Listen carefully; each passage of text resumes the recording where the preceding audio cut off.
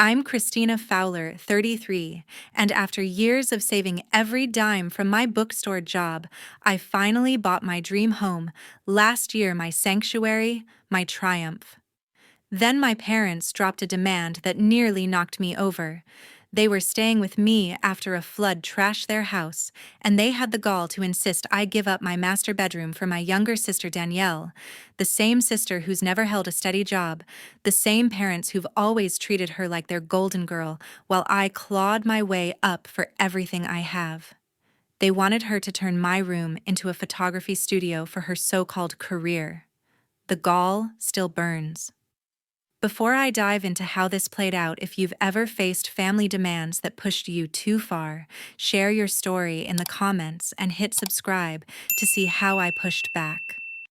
Growing up in a middle-class Ohio suburb, I always knew hard work was my way forward.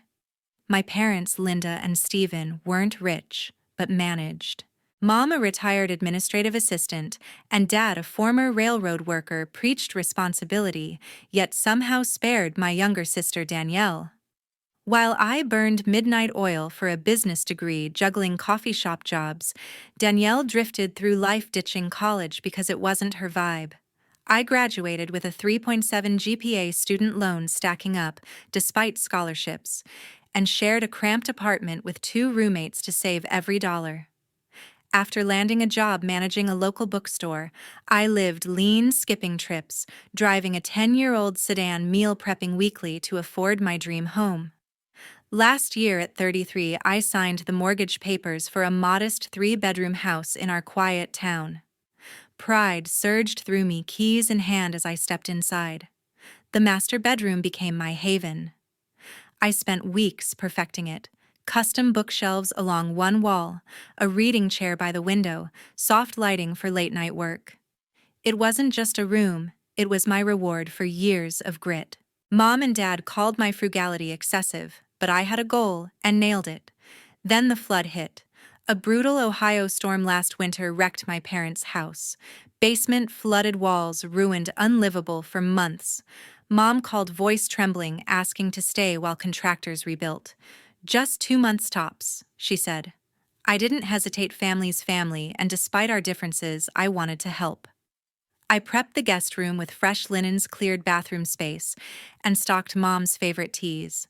Dad loves oatmeal, so I grabbed some too. Danielle, 28, and still mooching off them, came along, crashing on their couch, dabbling in photography but never sticking to a job. I set her up in the small 3rd bedroom, a spare space with a twin bed and desk. "It's tight," I warned, but she shrugged, claiming she didn't need much. The first week went smoother than I expected.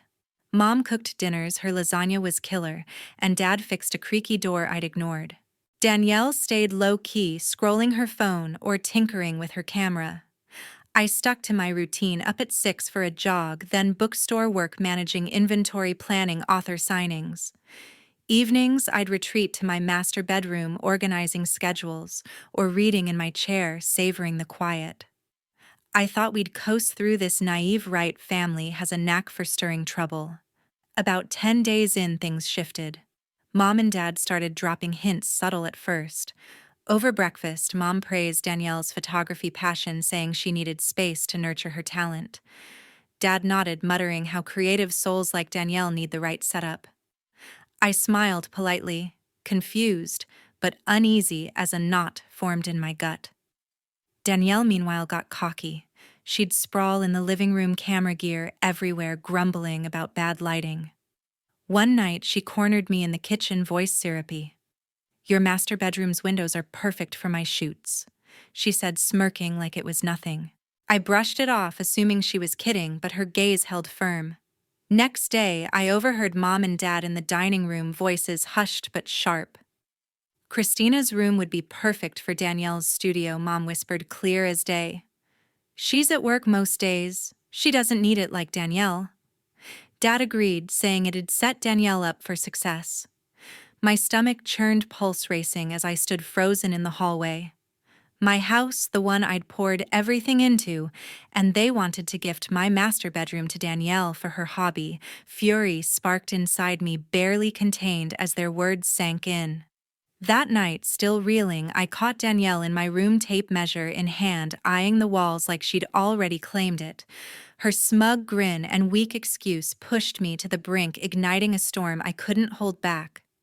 She sauntered off unfazed, leaving me pacing in my haven, my master bedroom, the one place I'd carved out after years of grinding. I'd poured everything into this house, every dime from my bookstore job, and now my own family was scheming to take it away. Sleep didn't come easy that night, anger and dread wrestling in my chest as I braced for what was coming. The next evening, Mom announced a family dinner, her tone too deliberate for comfort. She'd made pot roast my favorite and set the table with the good plates, a move that screamed agenda. Dad poured wine, unusually chatty about the flood repairs, while Danielle scrolled her phone, avoiding my glare. I sat down, stomach knotted, sensing a trap. We ate in uneasy silence at first, forks clinking until Mom cleared her throat, eyes soft, but calculated. "Christina, we need to talk about the sleeping arrangements," she said, voice dripping with concern. My fork froze mid-air, heart racing as I waited for the blow. "It's about Danielle," Mom continued, glancing at her. "That small room's stifling her creativity. She can't work in there." Dad nodded, leaning forward with his practical tone. "Your master bedroom has better light, ideal for her photography setup. It makes sense for her to use it." I nearly choked, pulse pounding as their words sank in. My room, the one I'd paid for, designed, earned, and they wanted to hand it to Danielle. "You're kidding," I said, voice low but sharp, trying to keep my cool. Danielle piped up, tone casual but entitled. "It's just temporary. My shoots need those windows. My followers expect professional vibes. Temporary." I'd heard that before. Mom's 2 months tops for their stay was already stretching. "This is my house." I shot back, gaze locked on Danielle. "I pay the mortgage every month, $2,000, and you think I'll give up my room for your hobby?" Mom's eyes welled up, her go-to move, while Dad raised a hand, calm but firm. "Christina, don't be selfish. Danielle's trying to build a career. You're at work all day. You don't need that space like she does." Selfish.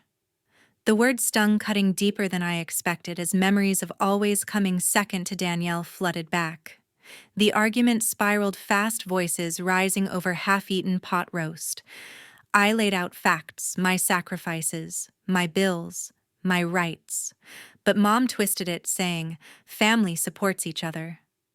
"When you struggled in college, we were there," she claimed, conveniently forgetting I'd worked 2 jobs to cover tuition. Dad doubled down, arguing the master bedroom's size made it logical for Danielle's gear. Danielle whined, insisting her mental health depended on a better workspace. "That tiny room's depressing," she said, pouting like a kid. I snapped, voice shaking but resolute. "What about my mental health? I need my space, the one I earned in my own house." They didn't listen, dismissing me like I was overreacting. Mom's tears flowed freely now, guilt tripping me, while Dad's be reasonable lecture grated on my nerves.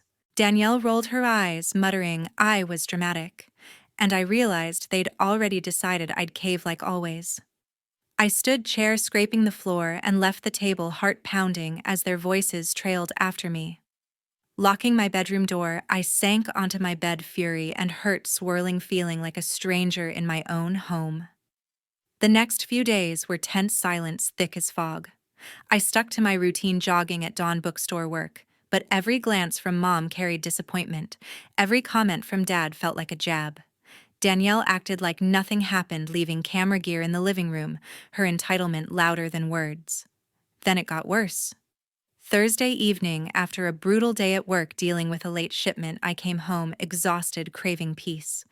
Instead, I walked into my master bedroom and froze, blood boiling, as I saw Danielle's tripods and lights cluttering my bookshelves. She'd moved her photography gear in without asking, like my room was hers.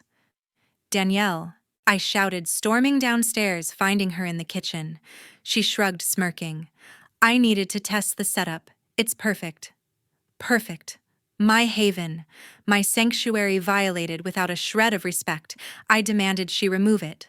Voice trembling with rage, but she argued, saying I was overreacting and it was just for a day. Mom rushed in, defending her. Christina, calm down. It's not a big deal. Danielle's trying to grow her career. Dad joined, sighing like I was the problem. It's temporary. Let her use the space. Temporary. There was that word again, elastic as ever. I was done, fury overtaking me as I laid into them. This is my house, my room, and you don't get to decide what happens here.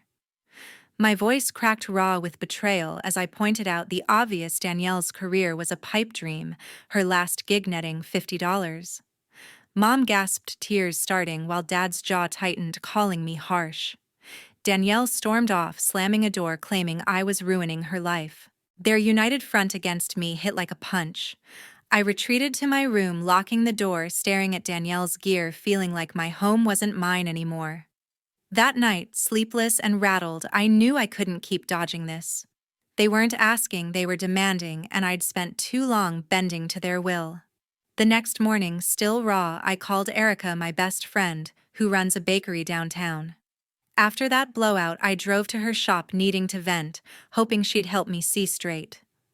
Her blunt advice, delivered over coffee and scones, lit a spark I hadn't felt in weeks, setting me on a path I couldn't turn back from. Driving home from her bakery, still shaken from Danielle's stunt with her photography gear in my room, I knew she was right. My master bedroom, my haven, wasn't just a space. It was my proof of years grinding at the bookstore, saving every dime for this house. I'd let them push me too far. Mom's tears, Dad's logic, Danielle's entitlement, but no more. I wasn't bending again, not in my own home. The next morning, still raw, I found Danielle in the living room, camera propped on my coffee table, snapping selfies. Careful with that, I said, voice tight, but she waved me off, muttering about needing content. Content? In my house where I paid $2,000 monthly, she thought she could just take over. Fury simmered, barely contained, as I headed to work. But it wasn't until Friday that the final straw hit. After a grueling day dealing with a bookstore inventory mess, I came home craving peace. Instead, I opened my bedroom door, heart sinking, and saw Danielle inside, lights blazing, tripod set up, snapping photos of some random vase on my bookshelves. She'd turned my haven into her studio without a word. "Get out now!"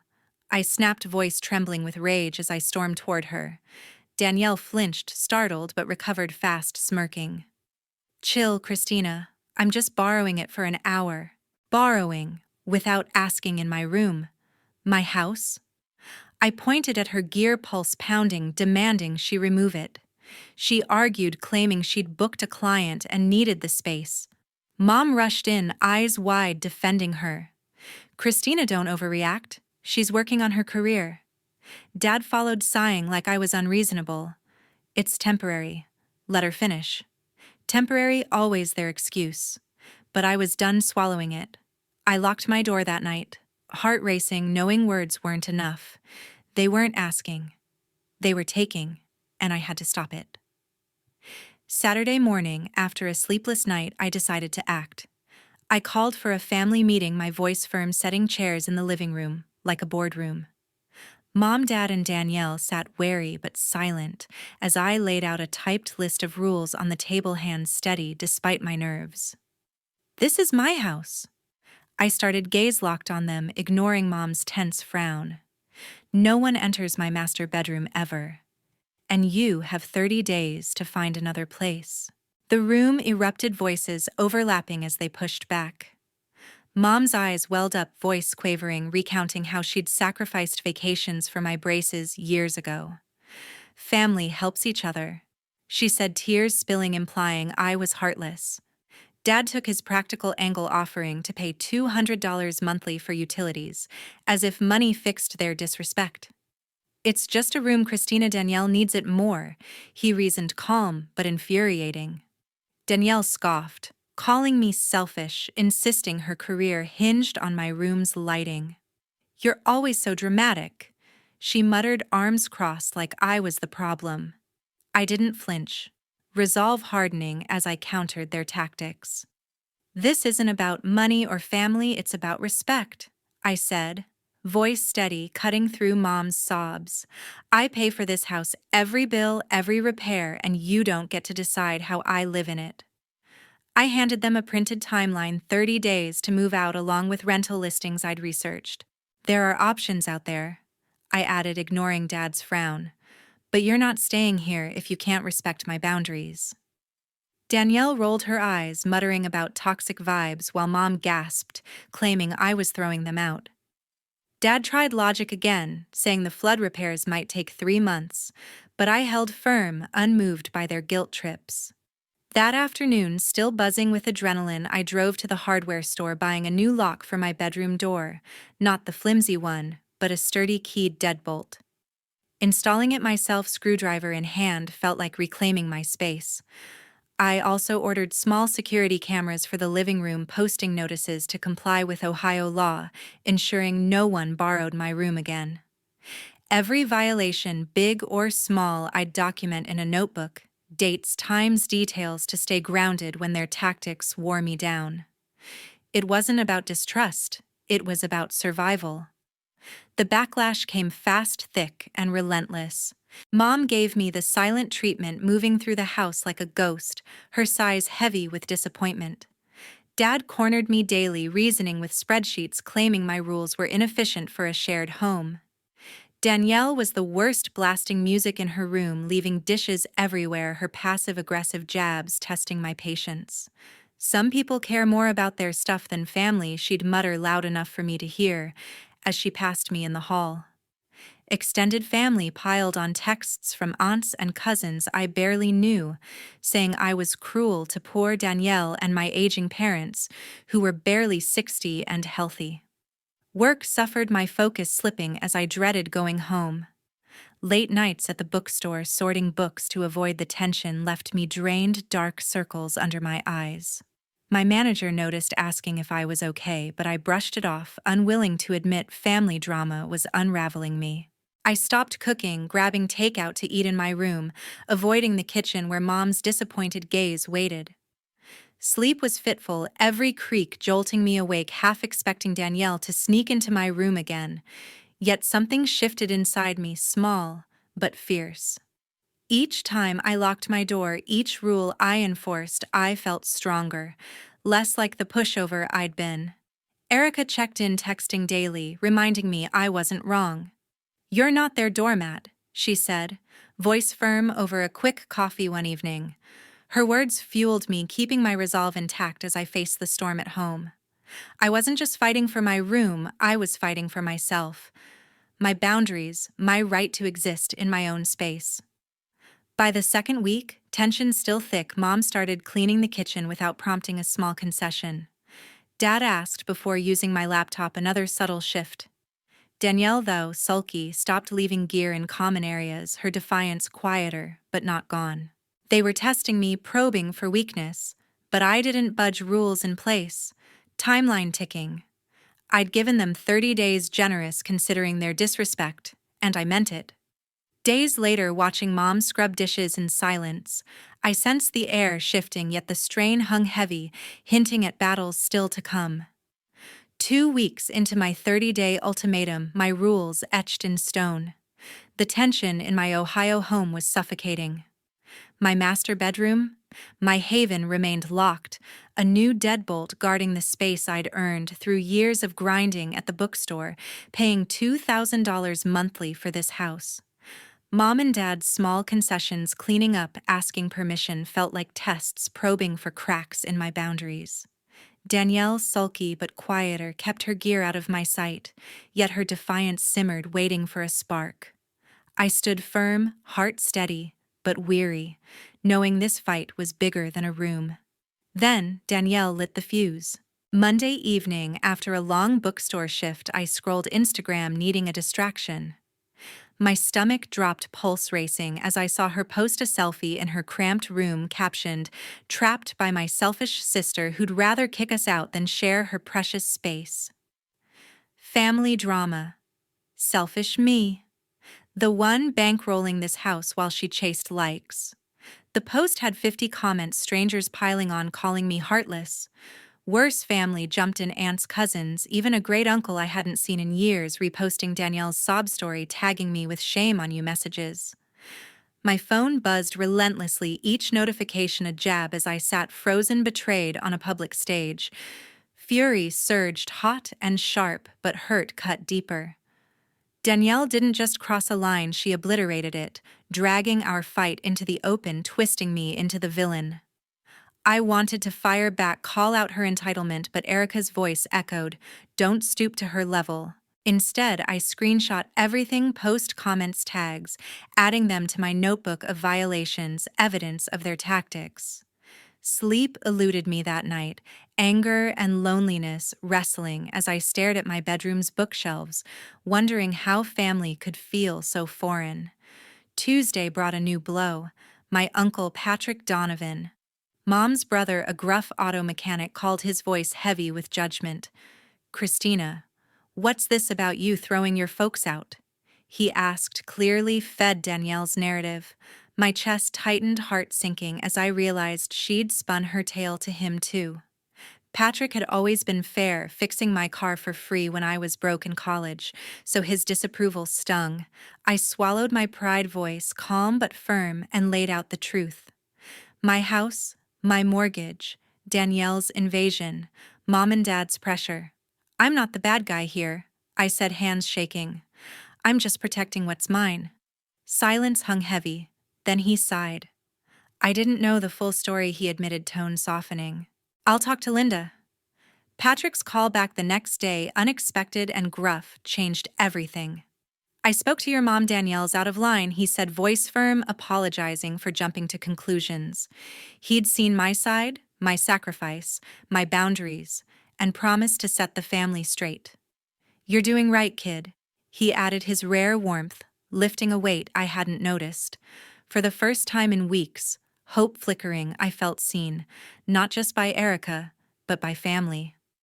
Patrick's support, hard won but solid, gave me strength to face the chaos still swirling. Danielle's post kept fueling drama, comments climbing past 100, but I stayed off social media, focusing on my rules. Mom's silent treatment deepened, her sighs louder, while Dad's lectures grew desperate, hinting at flood repair delays costing $5,000 more. "A hotel would ruin us," he said, eyes pleading, but I didn't waver, pointing to the rental listings I'd given them. Danielle doubled down, posting vague stories about toxic family, yet her defiance cracked when I caught her eyeing my locked door, her camera gear untouched. My boundaries, unyielding, were sinking in, forcing them to face reality. By week 3, tension like a taut wire. Mom called a rental agent, her voice tight but resigned. Dad contacted a contractor hoping to speed up repairs, and even mentioned staying with Patrick if needed. Danielle, sullen but cornered, started applying for part-time jobs, her first real effort in years, grumbling about needing cash for a deposit. Their moves, slow and reluctant, showed my ultimatum wasn't a bluff. I documented it, all dates, conversations, progress in my notebook, grounding myself against their guilt trips. Each step they took, however small, felt like a victory, proof my boundaries held. Yet victory came with a cost, hollow and heavy. Late nights in my bedroom, safe but silent, I felt alone, the family I'd once leaned on now distant. Mom's teary glances, Dad's disappointed sighs, Danielle's cold shoulder, they cut deeper than I'd admit. I missed Sunday dinners, laughing over Mom's pot roast before this mess fractured us. Erica texted daily, her "You got this" messages a lifeline, but even her support couldn't fill the void. Work dragged, my focus splintered as I poured energy into holding my ground, dark circles under my eyes betraying the toll. Still, something grew inside me, fierce and unshakable. Enforcing my rules, locking my door, standing firm, I discovered a strength I'd buried under years of bending to family. I wasn't just reclaiming my room, I was reclaiming myself, my right to say no, my place in a home I'd built. Patrick's call. Erica's encouragement reminded me I wasn't wrong even when guilt gnawed at me. I'd spent too long as the good daughter, always giving, never asking, and this fight, painful as it was, set me free. The final days of their stay, timeline ticking, brought clarity. Mom and Dad secured a month-to-month rental nearby, small but affordable, while Danielle planned to crash with a friend until she found work. Their packing boxes piling up felt surreal, a chapter closing I hadn't expected. I helped where I could, researching movers, sharing rental contacts, but kept my boundaries firm, 30 days unwavering.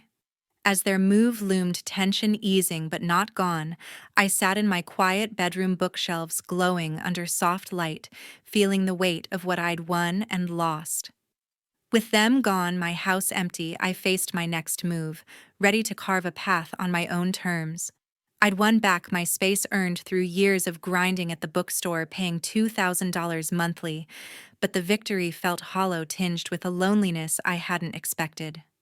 Their departure car, loaded with suitcases, marked the end of a battle, but also a fracture in the family I'd once held close. As I traced the bookshelves in my room, soft light glowing, I wondered what came next, ready to forge a path alone. The past month after their move unfolded in fits and starts.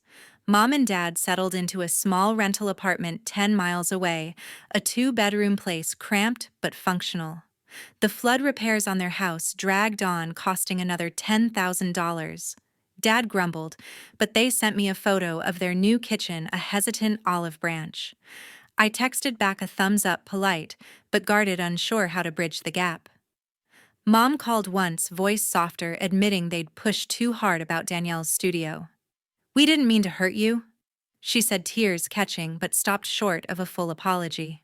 I nodded through the phone, heart heavy, knowing words couldn't undo the betrayal. Dad, ever practical, mailed a check for $500 for utilities, he wrote, though it barely scratched my costs. I cashed it, silent but unmoved, keeping my boundaries firm. Danielle, meanwhile, surprised me, though not in the way I'd hoped. She landed a part-time gig at a local photography studio, editing headshots for $50 a pop, a step toward independence I hadn't seen coming. She moved in with a friend, sharing a cheap apartment, posting less about toxic family on Instagram. Yet her silence toward me, cold and deliberate, spoke louder than any post. No apology, no outreach, just a void where our sisterhood once flickered. I scrolled her profile once, seeing her smile in a new headshot, feeling a pang of loss but no urge to reach out. She'd chosen her path, entitled unyielding, and I'd chosen mine. My uncle Patrick Donovan, became an unexpected anchor. After switching sides, backing me once he knew the truth, he checked in weekly, his gruff voice steady over the phone. "You did what you had to," he said, "fixing my car last month for free," his way of showing support. He even called Mom out bluntly, saying Danielle's career wasn't my burden. His words, rare and honest, eased the guilt that crept in late nights, reminding me I wasn't the villain Danielle painted. Erica, my rock, kept me grounded too. Her texts and coffee runs a lifeline. "You're not alone," she said, handing me a scone last week, her fierce loyalty cutting through my doubts. But the house, my haven, felt different now. Walking through its quiet rooms, once alive with Mom's cooking, Dad's fixes, even Danielle's chaos, I realized it wasn't home anymore. The master bedroom bookshelves, gleaming, held memories of battles I didn't want to relive. Late nights, staring at the ceiling, I wrestled with a truth I'd dodged this house. My dream was a chapter I needed to close. Selling it, heart-heavy but certain, became my next move. I called a realtor, listing it for $300,000, ready to let go. The decision, bold and terrifying, freed something inside me, a spark of independence I hadn't felt before. Packing my own boxes, books first, then clothes, I planned my escape. A new city, maybe Columbus an hour away, offered a fresh start, a smaller apartment closer to a bigger bookstore chain where I'd applied for a regional manager role. The job, higher pay, more responsibility, felt like a reward for years of grit, a chance to rebuild without family baggage. I toured rentals online, eyeing a loft with big windows, imagining a New Haven mine alone. The thought, thrilling yet daunting, pushed me forward even as guilt lingered for leaving the town I'd grown up in. Reflecting in my bedroom boxes stacked, I saw how far I'd come. This fight over a room, a house, my rights taught me to stand tall, to say no, to choose myself. I'd spent years as the good daughter bending to mom's tears, dad's logic, Danielle's demands. But no more. Setting boundaries, locking my door, holding that timeline wasn't selfish. It was survival. Each rule I enforced, each time I didn't cave, built a strength I'd buried, a resilience that carried me now. Patrick's support, Erica's encouragement showed me family could respect me, but only if I respected myself first. The strain with mom and dad, Danielle's distance hurt, no question. Sunday dinners, once sacred, were gone, replaced by quiet evenings alone. Yet, I didn't regret it. Their half apologies, their moves forward, mom's call, dad's check, Danielle's job were steps, but not enough to heal the rift. I'd offered my home heart open only to face their entitlement, their disregard. Walking away, selling this house wasn't running. It was choosing freedom, a life where my space, my peace came first. I'd love them always, family's family, but from a distance, boundaries intact. To anyone watching facing family who cross lines, know this: your space matters. Protecting it, saying no, doesn't make you cruel. It makes you whole. It's hard, messy, painful, but worth it. I stood my ground, lost some, gained more, and found myself in the process. My master bedroom, once a battleground, is mine again, but I'm ready to leave it behind to build a new haven on my terms. If you've fought for your boundaries or need the push to start, drop your story below. How did you hold firm? What did it cost? Share it, your voice matters, and hit like if this resonated. Thanks for hearing my story. Here's to claiming your space, no matter the fight.